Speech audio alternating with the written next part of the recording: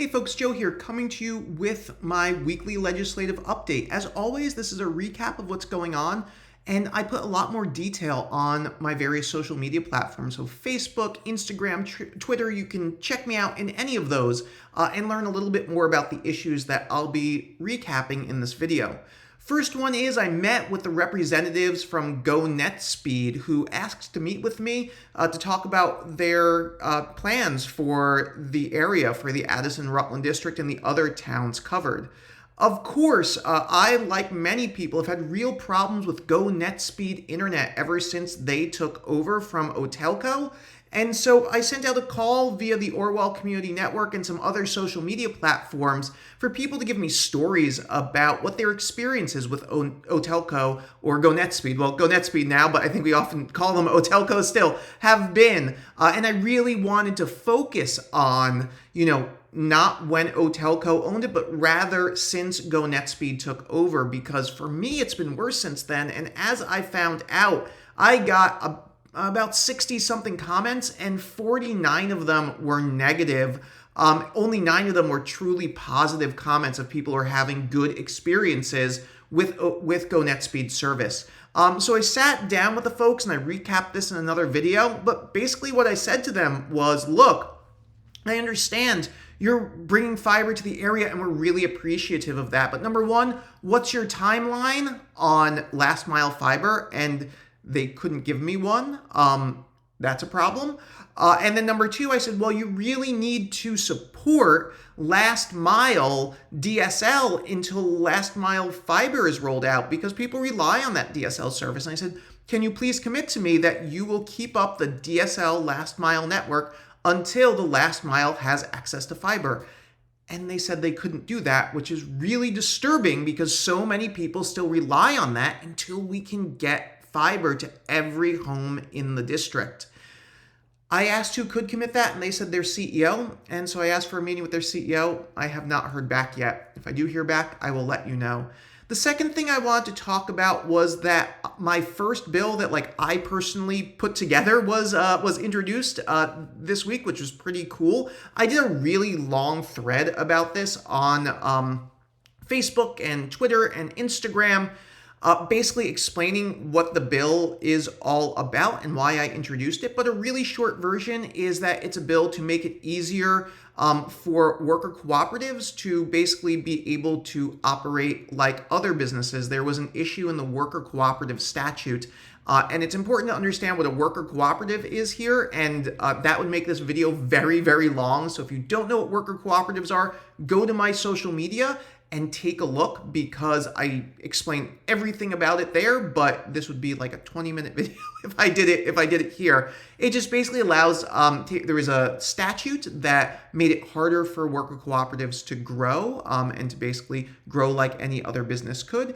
And so it just eliminates that sentence to make it easier for worker cooperatives to do that. Check that out. I think it's a really interesting thread. It got some traction on Twitter with some retweets by various organizations outside Vermont saying this was really good and helping for worker cooperatives, which there's more and more worker cooperatives every day. So check it out. It's a really interesting thread, and it's a bill that I strongly believe, and others who commented as well, will really help with Vermont's economy and helping to grow worker cooperatives, which are an important part of our economy.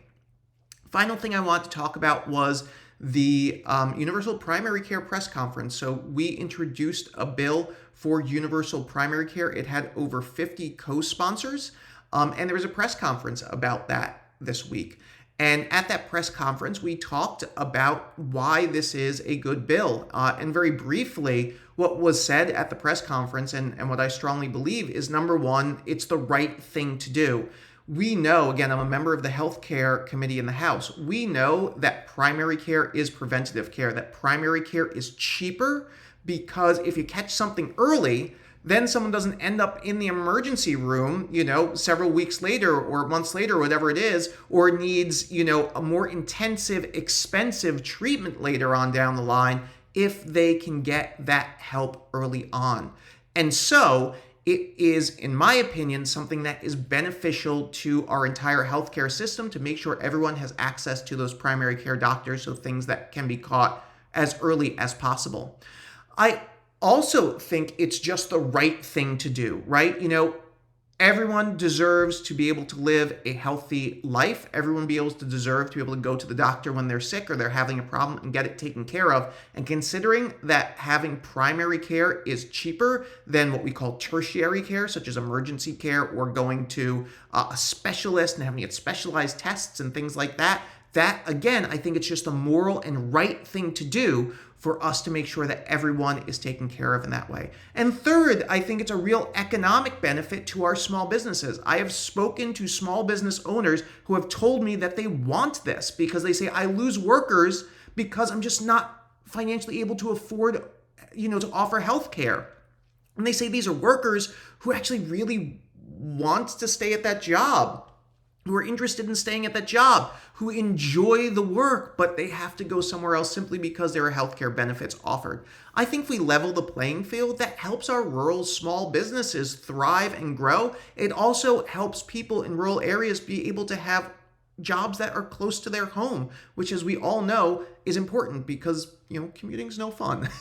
So I think that this would be beneficial to our entire healthcare system. It would be beneficial to in keeping costs down. It would be beneficial just morally because everyone has the right to a healthy life. And it would be beneficial to our small businesses to be able to make sure that they are not, losing workers simply because they're not able to afford to offer a healthcare plan. So those are 3 things that happened this week. The thing I wanted to point forward towards next week is 10 a.m. at the library in Shoreham. I'm going to be offering a workshop on Robert's Rules of Order for Town Meeting Day. If you're interested in Robert's Rules of Order, interested in how that's used at Town Meeting Day, come on by and check it out. Again, 10 a.m. at the library in Shoreham. On Saturday, you do not need to be a Shoreham resident. In fact, you don't need to be a resident of any of the towns that I represent to come to this meeting and to learn about. It should be an interesting 2 hours. It's from 10 to 12.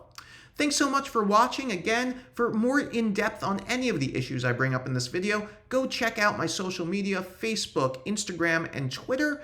And as always, if you need anything, you can check me out at joeandrianoforvermont.com, where I have my email address. You can also go onto the Vermont Legislature website, legislature.vermont.gov, and you can see my contact information there as well if you want to email me or call me or whatever it might be. So thanks so much. Thanks for listening, and I will see you next week.